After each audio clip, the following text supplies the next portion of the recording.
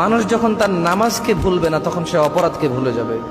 আর মানুষ যখন তার নামাজকে মনে রাখতে পারবে তখন সে এটা মনে রাখতে পারবে যে আমি অপরাধ করব না। একজন মানুষ যখন 5 ওয়াক্ত নামাজকে মনে রাখতে পারবে যে আমার জোহরের সময় হয়ে গেছে, আমার আসরের সময় চলে আসতেছে, আমি নাঙ্গলকোট থেকে কুমিল্লার দিকে যাব, দিনের বাজে 3:30,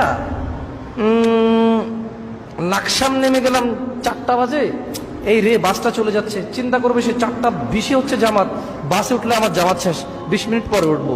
যখন নামাজ তার নামাজিকে নামাজ মনে রাখতে সাহায্য করে, তখন নামাজ এই অপরাধীকে তার অপরাধ মনে রাখতে সাহায্য করে, যেটা অপরাধ, এটা অন্যায়, এটা করা যাবে না।